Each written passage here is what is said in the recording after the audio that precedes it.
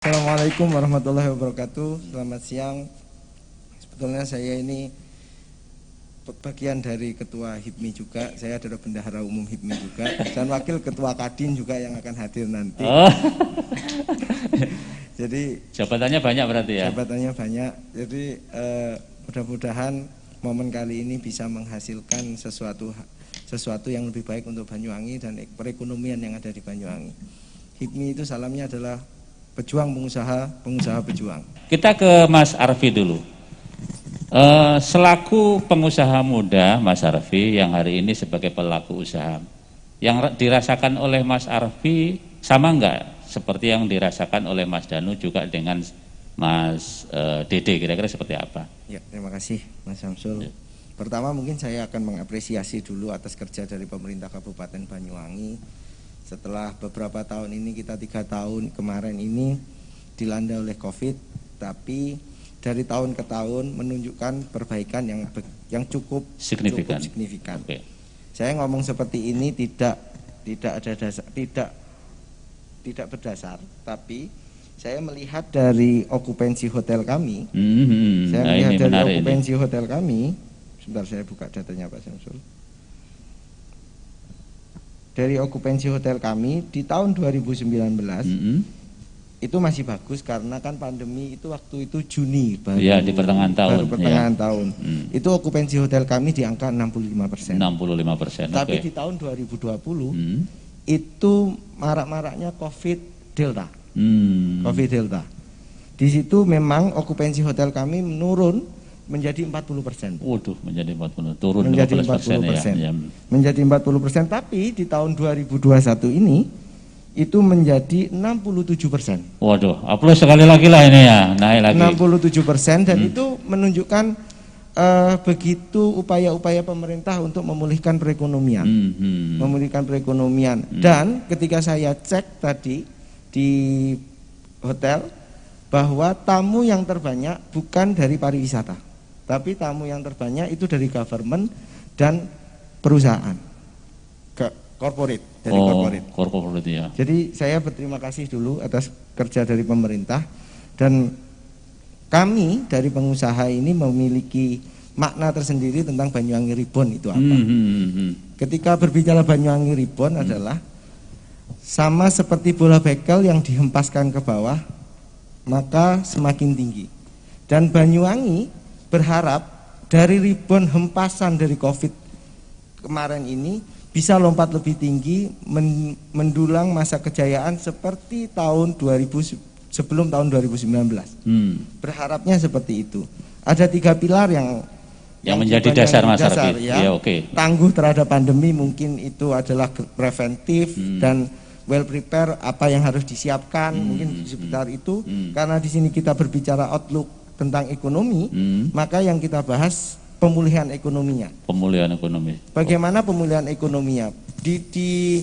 Di Kabupaten Banyuwangi menjadi yang sebelum tahun 2019 itu lokomotif atau trigger dari pemulihan ekonomi itu adalah pariwisata.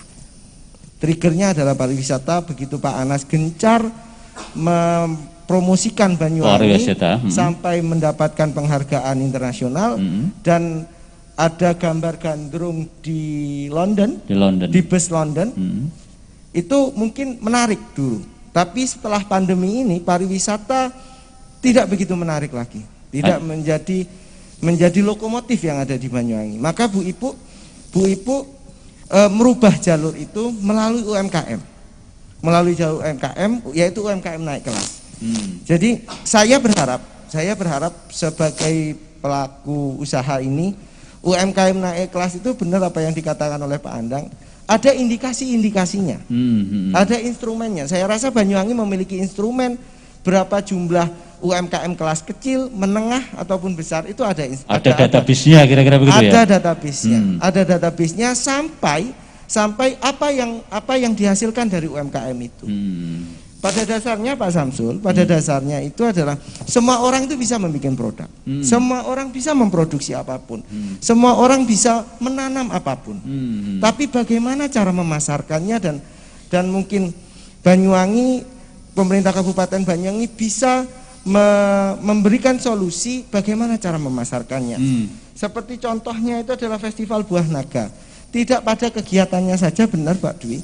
Tidak hanya kegiatannya, tapi solusinya untuk petani itu apa?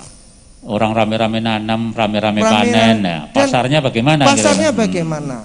Kalau perlu, saya Pak Samsul, saya di usaha kami itu ada usaha peternakan. Usaha peternakan kami itu memiliki plasma. Plasma yaitu kita support pakannya, kita support DOC-nya, ayamnya, nanti telurnya kita yang menjualkan. Kita yang menjualkan. Saya rasa Banyuwangi bisa, pemerintah Kabupaten Banyuwangi bisa membuat iklim itu. Bisa bikin iklim itu dari supply chain-nya sampai output-nya bisa selesai. Atau diadakan industri besar di sini, tapi industri besar ini hanya melayani produk tidak dari raw material, dari barang setengah jadi menjadi barang jadi. Mic-nya ditukar, ya. Mic ribbon ini Pak Arfi. Jadi loncat sendiri mic-nya. Oke. Silakan dilanjut. Jadi saya harap bisa berkesinambungan antara produsen, terus yang proses produk sampai menjadi finish good. Apa yang menarik lagi yang disampaikan oleh Pak Andang adalah, ada kebijakan yang diambil dari pemerintah kabupaten, pemerintah NTP, dia melindungi produk lokal. Dia melindungi produk lokal sampai membuat produk Prof NTP nomor 2 tahun 2019. Jadi di NTP itu produk-produknya itu dilindungi dan dia tahu bagaimana cara memasarkannya, sehingga dia menjadi satu destinasi wisata. Terus UMKM menjadi yang pertama. Yang kedua ada jagoan tani. Pertanian ini memang Banyuwangi menjadi salah satu lumbung yang ada di Jawa Timur. Jawa Timur bahkan nasional ya. Bahkan nasional. Iya, oke. Lumbung padi di Jawa Timur. Tapi bagaimana ketika kita berbicara masalah-masalah yang terjadi antara petani terus perusahaan atau pengusaha penggilingan padi, itu sekarang ini ada lagi pengusaha-pengusaha yang besar, kelas besar itu, mungkin kelas PMA, sudah membuat pabrik beras, dia menguasai dari hulu sampai hilir. Dimonopoli berarti ya? Dimonopoli hulu sampai hilir sehingga pasar tidak sehat kembali. Oke. Peran pemerintah bagaimana? Ya, peran proteksi pemerintah bagaimana? Bagaimana? Padu itulah. Dan pertanian ini bagaimana menambah value tadi yang saya bicarakan. Contoh, saya pernah menanam singkong sampai hasil jualannya dengan panennya untuk ongkos panennya saja itu tidak bisa mengcover. Operasionalnya tidak bisa mengcover. Lebih baik tidak dipanen akhirnya. Itu baru berbicara pertanian.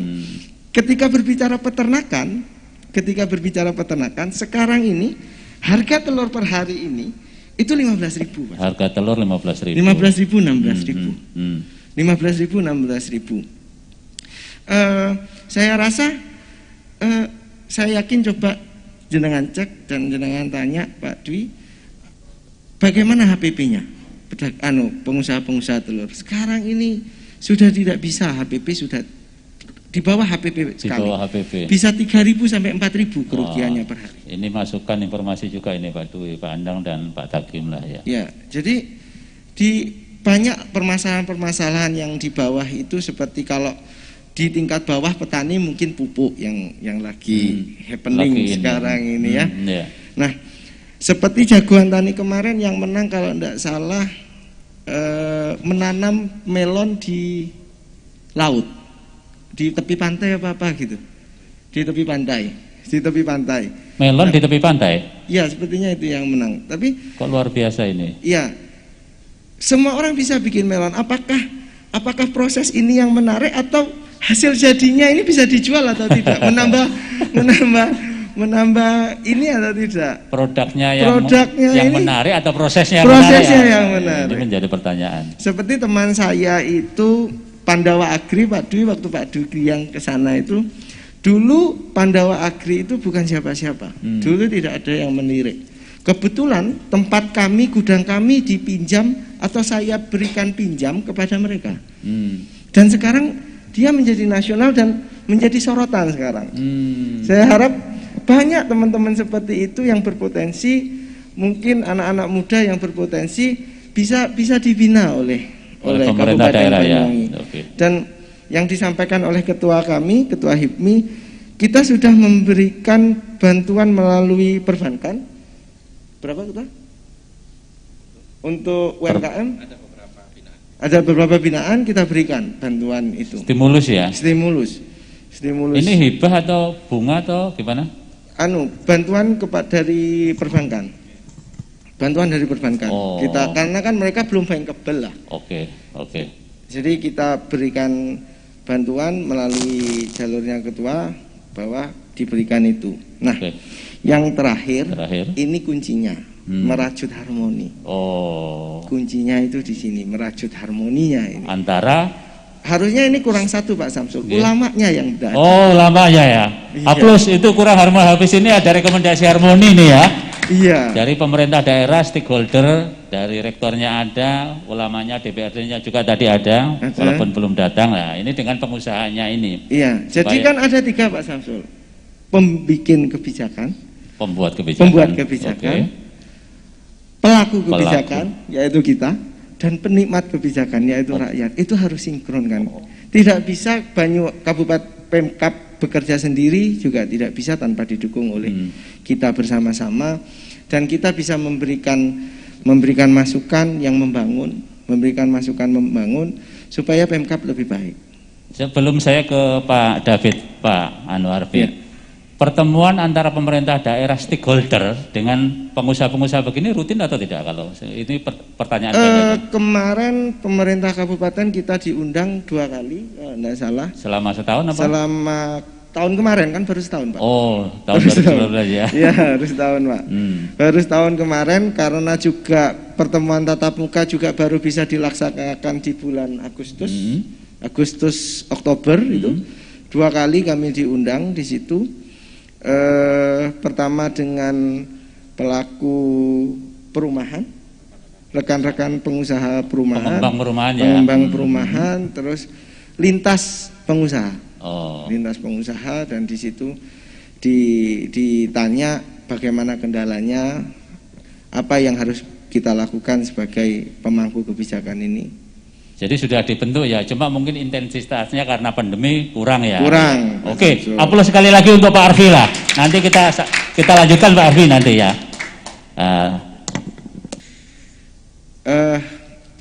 Harapan kami sebagai pelaku usaha tetap optimis menghadapi 2022 ini, dan mudah-mudahan pemerintah Kabupaten Banyuwangi beserta jajarannya Bu Ibu dan Pak Sugirah diberikan kesehatan, diberikan kemampuan untuk menghadapi segala tantangan yang ada. Saya kira cukup demikian Pak. Oke, aplaus untuk Mas Arfi.